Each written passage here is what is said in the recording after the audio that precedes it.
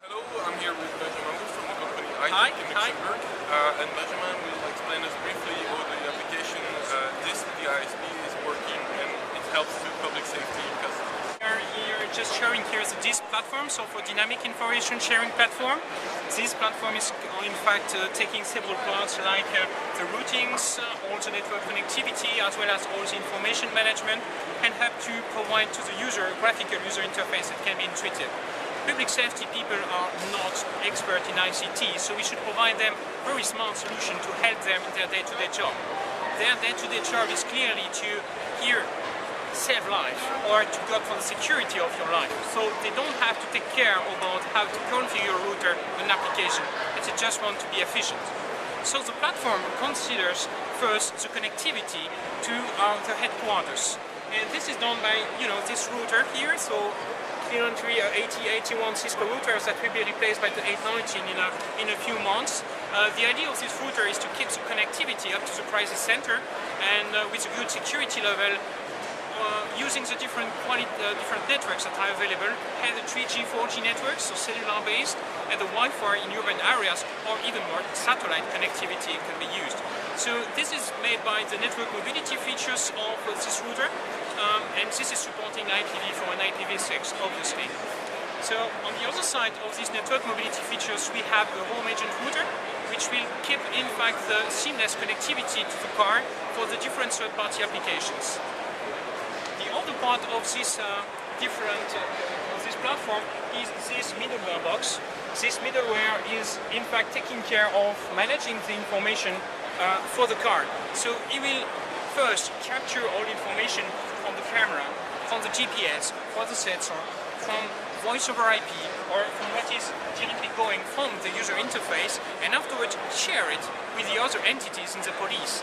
It can be the crisis centers themselves, but also other police cars.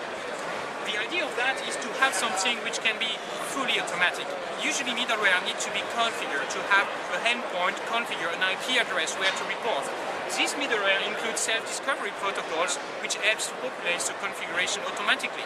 So via multicast support and with some good boundaries of multicast, we can discover which middleware are present and how they are connected.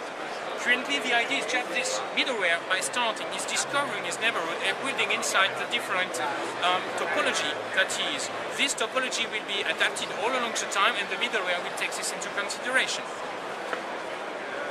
Here we have the last part of this infrastructure, which is the graphical user interface. This graphical user interface is made for to give an access for the policeman himself. First we unlock for security, so just unlocking the certificates and identifying myself. The interfaces will around the maps to be always able to position the different information according to the map. All the map and all the interface in general can be handled just by a touch interface, recognizing the gesture of what I'm doing in the interface. You can see here that clearly the mobile client, so this client by starting, discovered the different services which is in the neighborhood. Again, by using multicast, he discovered that middlewares in the neighborhood are providing connectivity for the service. Once this is done, this is populating on the left the different data sources that can be accessible.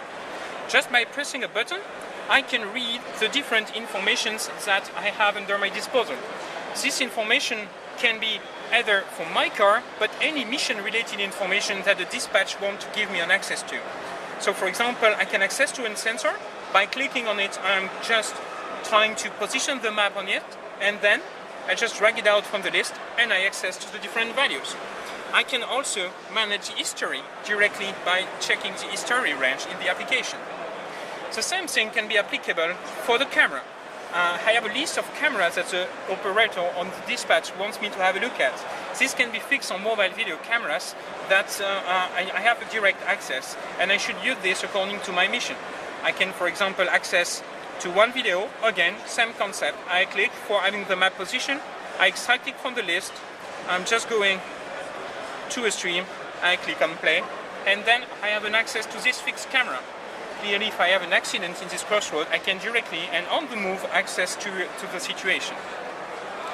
I can also have a view on what are the different units which are available. So here there is 5 cars which are directly in my missions.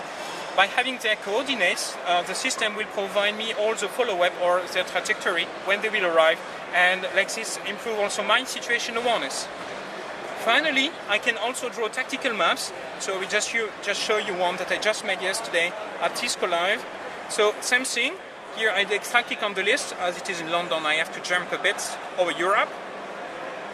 That's it.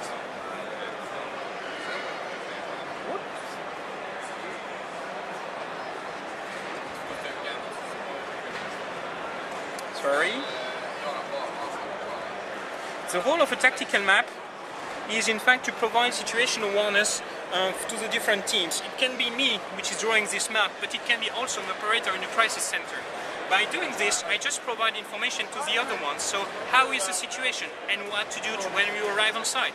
By just drawing cordons, I can really mention which perimeter can be dangerous for some areas or where to park your car when you arrive.